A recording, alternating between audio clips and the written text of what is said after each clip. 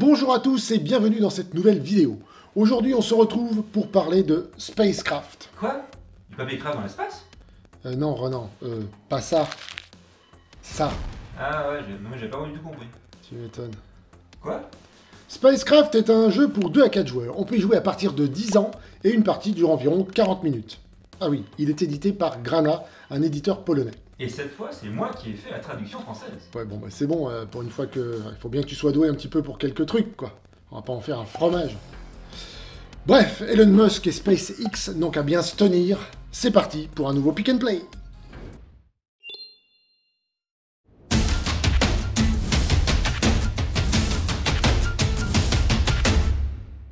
Dans Spacecraft, vous incarnez un bricolo de l'espace dont l'objectif est de construire et de faire décoller une fusée avant ses adversaires. Les savants fous ayant peu de sponsors, vous allez devoir vous débrouiller et récupérer des vieilles pièces de mécanique à la décharge du coin. Certes, elles ne sont pas de première jeunesse, mais votre génie compensera largement leurs éventuels défauts. Puis le recyclage, c'est à la mode. Il paraît qu'on peut faire décoller une bouteille de coca en y ajoutant des mentos. Quel rapport avec ce que je viens de dire? Eh ben, j'explique. Si on remplit un très grand réservoir avec du coca et qu'on ajoute plein de mentos d'un coup, à tous les coups, il y a moyen d'envoyer le Vous réservoir. comprenez pourquoi il n'y a pas de sponsor. Ouais, alors qu'on fixe. Il y a pas mal de matériel dans la boîte, donc si vous êtes curieux, je vous invite à regarder notre vidéo unboxing, si ce n'est pas déjà fait. Le lien est dans la description. Chaque joueur démarre le jeu avec un plateau individuel, un pion et une carlingue de fusée. A partir de là, chacun des participants doit se rendre à la décharge pour tenter de trouver des tuiles de débris dont il a besoin. Une vieille hélice par-ci, un dévis rouillé par-là, une batterie usagée, tout ça. En un rien de temps, vous aurez de quoi bricoler des modules de fusée dans l'atelier d'à côté. Les tuiles modules ont des formes particulières.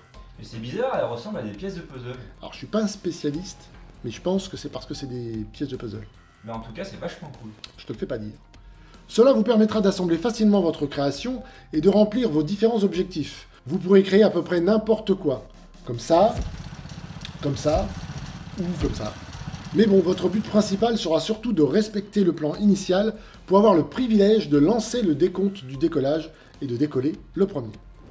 Une fois le décompte lancé, les joueurs restants ne disposent plus que de quelques tours pour terminer leur engin avant qu'il ne soit trop tard. À la fin de la partie, le joueur qui a atteint le plus d'objectifs, carte projet, carte plan, rapidité de construction, etc., remporte la partie. Bien, passons maintenant à la mise en place. Commencez par disposer le plateau décharge au centre de la table, sur la face correspondant au nombre de joueurs. Ici, nous présentons une mise en place pour 3 joueurs. Mélangez toutes les tuiles débris et formez des petites piles de 3 tuiles, puis placez chacune d'elles sur une case du plateau. Passons à l'atelier. Rangez les différentes tuiles modules dans leurs compartiments respectifs. Mélangez les 4 jetons d'atelier de poids 1 ou 2. Tirez-en 2 au hasard et placez-les face visible dans la première section de l'atelier. Mélangez ensuite tous les jetons d'atelier restants et placez-en un sur chacun des 5 emplacements libres. Ensuite, chaque joueur reçoit un plateau de jeu et un pion de même couleur, un module de départ de couleur grise, 2 cartes objectifs individuels choisis au hasard. Chaque joueur choisit une des 2 cartes et la place face visible devant lui. L'autre est défaussé. Pour terminer, il ne reste plus qu'à mettre en place les cartes projet. Pour cela, il y a 2 façons, le mode normal et le mode avancé. On va commencer avec le mode normal et je vous parlerai du mode avancé en fin de vidéo. Donc, pour le mode normal, il faut trier les cartes en 3 paquets, selon leur dos, et mélanger chaque paquet séparément. On retire un certain nombre de cartes en fonction du nombre de joueurs. Pour 3, c'est 3 cartes en moins par paquet. On empile les 3 tas pour n'en former qu'un, en s'assurant de mettre le paquet numéro 3 en dessous. Pour finir, on forme 2 rangées de cartes projet. Bien, passons maintenant à la question que vous vous posez tous. Qui est le plus fort entre l'ours ou le gorille? Non, pas du tout. Comment se déroule un tour de jeu? De toute façon, tout le monde sait que c'est bon. À son tour, chaque joueur peut réaliser une de ces 3 actions. Visiter la décharge, chercher des débris dans la décharge, quitter la décharge pour construire des modules de fusée. Visiter la décharge. Vous ne pouvez faire cette action que si votre pion se trouve en dehors du plateau de la décharge. Vous devez vous y rendre pour récupérer des débris. Mais même si c'est une décharge, il y a quand même quelques règles à respecter. 1. Si votre pion se trouve en dehors de la décharge, vous pouvez la visiter en le plaçant sur une pile de débris située au bord extérieur, ou que l'on peut atteindre depuis le bord extérieur en se déplaçant à travers des cases vides. 2. Déplacez votre pion orthogonalement, jamais en diagonale. Et 3. N'allez jamais sur une case occupée par un autre joueur. Ceci fait, prenez la première tuile de la pile où se trouve votre pion et placez-la sur une case libre de votre plateau de jeu. Cherchez des débris dans la décharge. Si votre pion se trouve déjà dans la décharge au début de votre tour, que ce soit sur une tuile ou sur une case vide, vous pouvez chercher de nouveaux débris après avoir déplacé votre pion sur une nouvelle pile. Votre pion peut se déplacer sur toutes les cases de la ligne et de la colonne où il se trouve. Attention, son déplacement est bloqué si une case est vide ou occupée par un pion adverse. Si votre pion ne peut plus se déplacer, ou si votre plateau est plein, ou si le poids total de vos tuiles est supérieur à 7, vous êtes contraint de quitter la décharge. Et t'as oublié de dire que les tuiles ont un poids. Mais non, je viens de le lire. Non, tu as dit que le poids total ne devait pas dépasser 7. Mais t'as pas dit que chaque tuile avait un poids propre. N'importe quoi. En plus, sincèrement, si les tuiles devaient avoir un poids propre, ça m'étonnerait qu'elles restent propres longtemps puisqu'elles traînent dans une décharge. Troisième et dernière action. Quittez la décharge et fabriquez des modules. Si votre pion se trouve sur le plateau de la décharge au début de votre tour, vous pouvez la quitter. Il vous suffit de récupérer votre pion et de placer les tuiles à côté de votre plateau. Ensuite, vous pouvez effectuer une des deux actions suivantes, ou les deux, dans cet ordre. Fabriquer des modules de fusée et réaliser des cartes projet. Fabriquer des modules de fusée. Cette action vous permet de construire un ou deux modules maximum pendant votre tour pour compléter votre fusée. Vous allez me dire, mais comment fabrique-t-on un réacteur de fusée avec une batterie usagée et une vis rouillée? J'en suis sûr que tu vas me dire que c'est pas sorcier. Tout à fait, Fred. Tu t'appelles MacGyver? Bah non. Ah ben lui c'est pareil, il s'appelle Fred. Fabriquer un module de fusée est très simple. Dans chaque colonne de module de l'atelier, la tuile qui se situe tout en bas indique le type de débris que vous devez posséder pour réussir la fabrication. De plus, dans chaque atelier, le sticker indique le poids total de débris nécessaire à la fabrication d'un module. Par exemple, pour fabriquer ce module, il me faut au moins 3 kg de débris et parmi eux, au moins un rouage. Sur celle-ci, une hélice et 4 kg de débris, et ainsi de suite. Les tuiles débris utilisées sont retournées et mises de côté.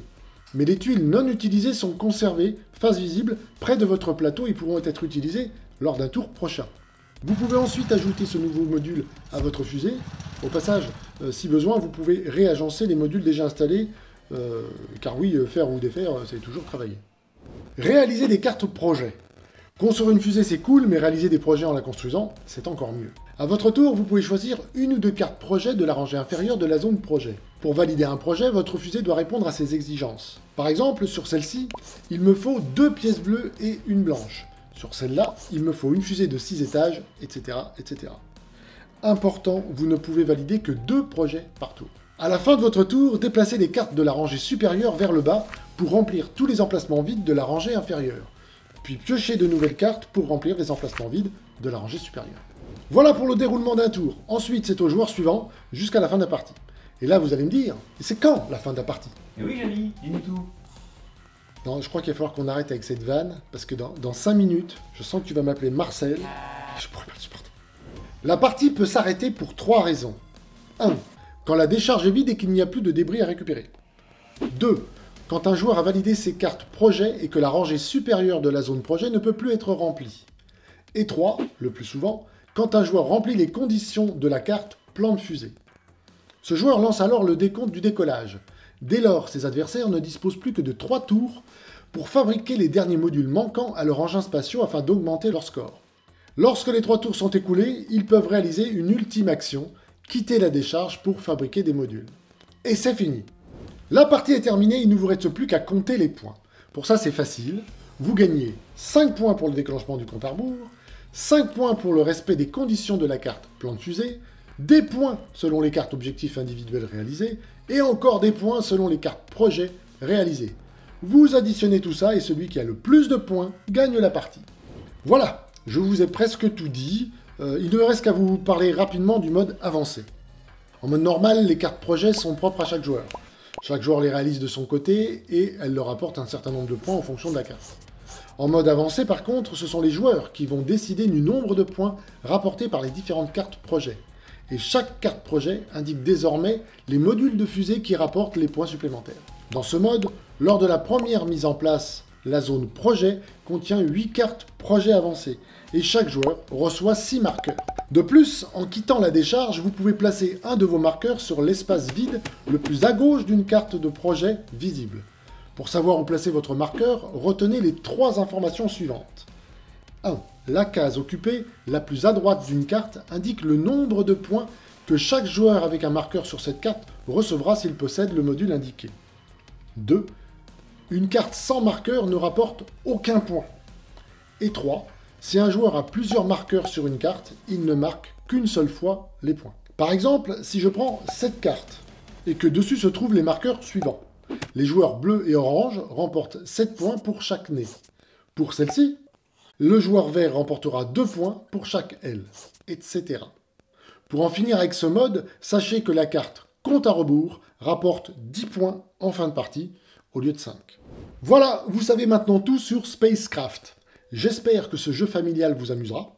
Si cette vidéo vous a plu et que vous souhaitez en apprendre plus sur le jeu, je vous invite à consulter sa fiche produit sur abigames.fr.